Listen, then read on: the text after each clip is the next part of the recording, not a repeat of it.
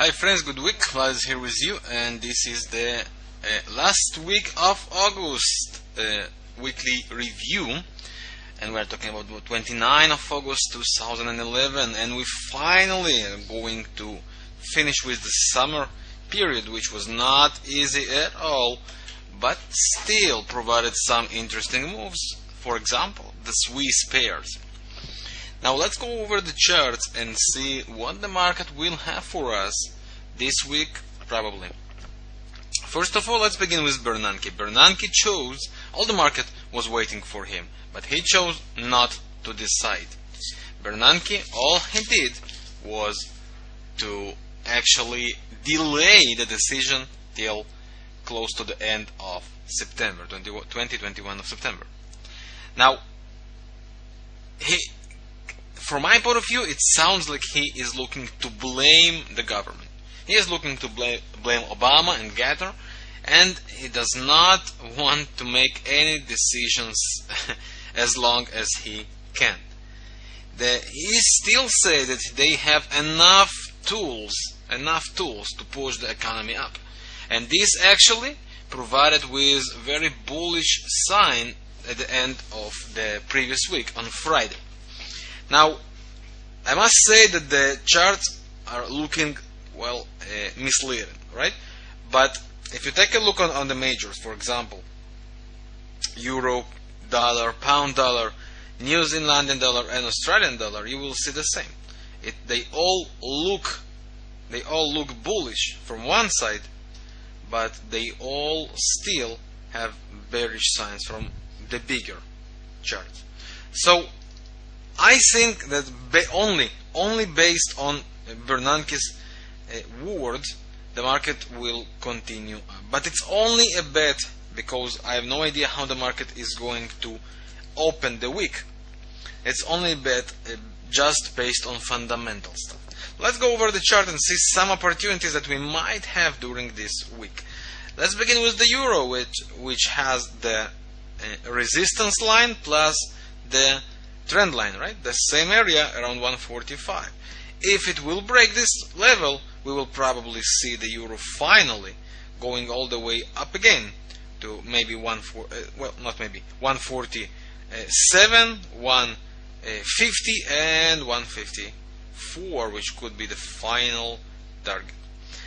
So yes, it does look bullish, but once again, no idea how the market is going to open this week. So all we have to do is to follow and see. A close above the 145 should provide this bullish call. Let's take a look on the British pound. Instead of the not as the euro, it crossed the 20-MA, retraced to test it, and still below it. It's a weird sign. And if we take a look on the weekly chart, we are still bearish for this pair. Still bearish. So once again, this, for example, is not a pair I would like to touch. Let's continue for another major, and this is Australian dollar, which did not provide this down move as I expected it to do on the previous week, and retraced based on Bernanke's words. Right? Based on Bernanke's words. Now it is crossed again the 20-MA, but RSI is still kissing the 50. There is still stiff resistance, which might actually any moment just take and retrace it based on short-term divergences. So Australian 106 is the level to test. Let's continue for New Zealandian. The same story. Expected to continue the down move after this retracement, and it did not happen, and we continued up. Now also the RSI is kissing the 50. We closed above the 20, but there is a resistance, as we can see here, and on short terms there is kind of beginning of divergence, right? If you take a look on the shorter terms. So what's going to happen? I think once again Bernanke's words will provide a bullish move. Well, just theoretically just because he said they have enough tools to fight it. How long it will be? It might continue all the way till September. But the divergences, the long-term divergences, for example, the euro, if you take a look on the weekly chart, the divergence is still here. Yes, it might rise, yes, it might create a new high, but it will continue, it might continue for higher highs. And it's fine because we have to join it.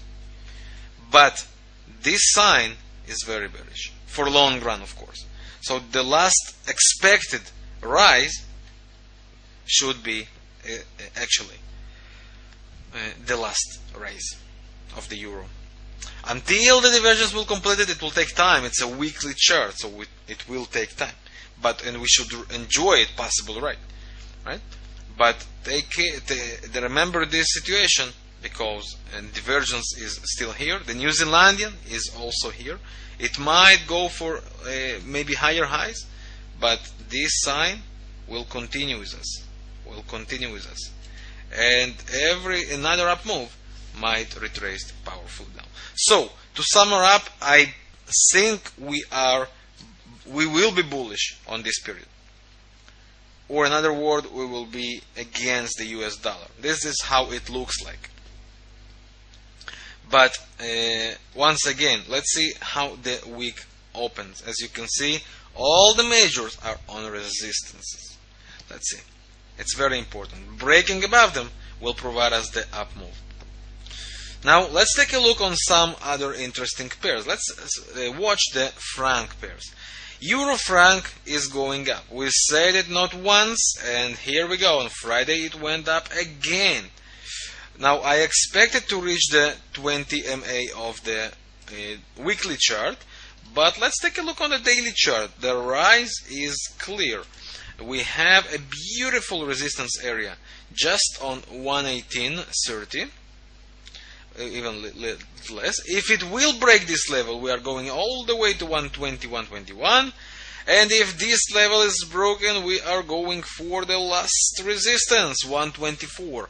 A level which I expect the euro franc to retrace powerfully down for a correction of 600-700 pips down at least. So stay bullish yet with this pair, but pay attention for the resistances mentioned. If you are out from the investor from the very, very low, as we discussed several weeks ago, just take this support line and look for possible retrace to the support line and buy opportunities from it. It should be good. As a stop loss, just look to protect yourself below this sideways move low. The resistances will be your targets. Let's take a look on the next pair based on francs, the Swiss yen. The same story, right? It did provide a sideways move and it did break down at the end. Now we have stiff support area here, and if this area will be broken, we are going all the way to 92, and we might even go to 90, which will be, as you can see, the lower boundary band of the weekly Bollinger Band. One of these levels will stop the down move, provide the continuing divergence, and will take us all the way up. Until then, I am bearish, very, very, very bearish with this pair. If you missed it, the same as Euro franc, look for retrace and look for joining it. The stop loss above this high should be enough. The support will be your targets. The same, of course, with Aussie franc, right, which has resistances there and higher. Let me just show it here and here, and the last important one is just right here, around 91.50 or 92. So all of them are bullish. Of course, pound franc the same, and CAD franc also the same. Just choose what franc pairs you are going to join. Another interesting pair that I suggest to look for is euro pound. We discussed about it on the live room, and we said it is a bullish situation until well, we are very limited, as you can see here. It's a clear range of resistances that should and would on 90% stop the rising of the pair and provide good correction. Let's go for a 4-hour chart, and here what you have: continuing divergence, a beginning, right? Let it rise. It might retrace down for 20 MA and continue, and on one of the resistances look for completing the continuing divergence for taking the longer correction. My appreciation is are about 70 to 100 pips correction. Once again, the continuing divergence should provide us some correction and up move again to one of the resistances, and the possible down move from there. So these are my expectations for the upcoming week. Let's take a look also on the indices. On the indices, it's very not clear situation. From one side, the 20 MA is holding with the resistance. RSI is still bearish for on 4-hour chart. It also has a bearish divergence. If the daily chart will break the resistances with the RSI 50, it will be bullish sign. The same about the Dow, and of course about the Nasdaq. As you can see, all is waiting for the opening of the week. Yes, I do think the market might rise, but once again, it's as for now just a bet. Let's see how the market opens after they understand. They had a weekend to understand and realize Bernanke's words. We were looking for Euro Canadian, which zigzagged powerfully during the last 2 days. I suggest leave this pair alone. I still think it's a question of time until it will correct, but it might rise from here to 144, 145 to complete another leg of continuing divergence and then make the move. As for now, after being zigzagged with this move, I prefer to stay out. When the situation is not clear, I suggest and prefer to stay out of the pairs. About the yen pairs, well, I recommend not to touch them, as really the situation there is totally not clear, and that's all actually. Well, about Aussie Kiwi, I was looking for previous week. It is continuing to zigzag. The break of the Bollinger Bands with the RSI looked like nothing. Retraced here actually did nothing, and well, I'm on a sideway on the fence actually for this move. It's really not clear from my point of view, and that's all. Well, friends, I will be on a family celebration, family holiday this week. If you will look for me on emails or Skype, please know that I will not be available, so you will not be replied. I will be back on next Sunday evening, and you can look for me then. I try to elaborate as much as possible for the trade that might happen this week. So I wish you good luck, friends, and once again, make some profits with these possible moves, and of course pay attention for divergences.